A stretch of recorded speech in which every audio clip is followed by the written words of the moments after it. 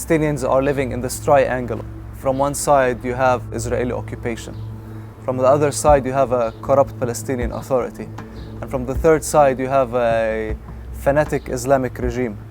In Gaza in October 2007, my colleague was brutally killed because he chose not to deny Christ. And then I was really afraid about us being killed. I don't care about myself. I'm ready to die for the Lord.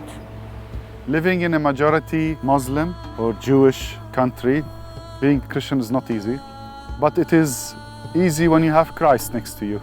When you're here, you immediately feel the tension that exists. For us as Americans, it's not something that we can relate to, but it's something that people that live here live through day in, day out.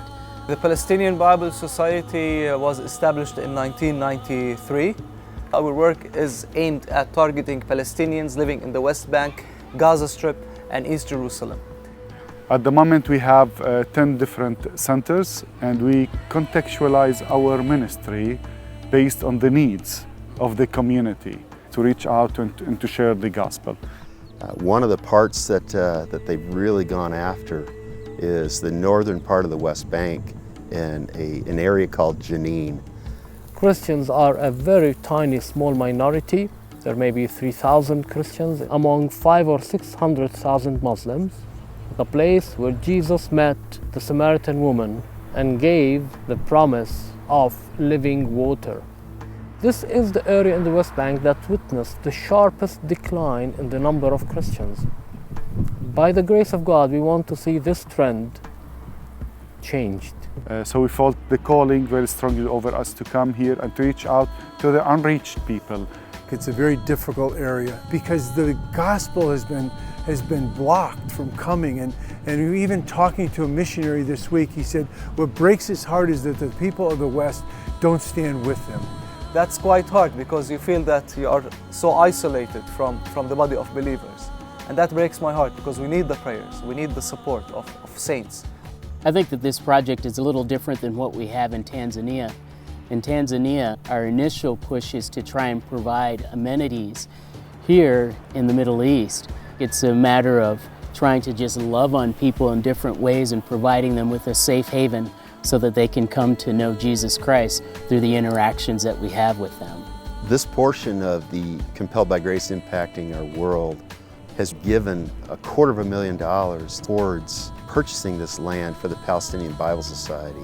I know God has great plans for this center that will be built here on this very piece of land where I am sitting now. We are very excited of seeing a ministry center, a multi-purpose hall that serves and reaches out to hundreds of thousands of people in the land, a place where they can think freely, talk freely, learn freely. We all agreed together to just walk the property and gather some rocks and formed an Ebenezer. We wrote, may this be a place for hope and peace for those to come to know Him. It was a powerful moment, just holding on to each of their arms. These men are on the front lines and their lives are at stake. I think about the challenges they have in their lives, and yet in the midst of that they remain faithful. We can bring the good news to people who are being bombed, whose houses are being destroyed, who have no place to go. Frankly, the fact of the matter is, if there are no Christians in Palestine, that's where we should be. That's where we need to be invested in. Pray for advancement, pray for protection. Pray for an absolutely wonderful team here in Jenin. And most importantly, for us to remain faithful. The area of Jenin is going to be totally blessed by our presence here. I see hundreds and thousands of Bibles being given out to the people, and the scripture being shared and the good news being shared. This is the time for the church in the West to invest in the gospel in the Middle East. And let me tell you, God is using your gift to make a difference in the world. Your hands stretch from Scottsdale to Jenin to bring this living water to the people here. We love you, we thank you. Definitely tell the people at Scottsdale Church that I feel that I already know each and every one of you individually, because it is amazing how much a blessing this church has been to our ministry and to our community. for you to stand with us in prayer and friendship.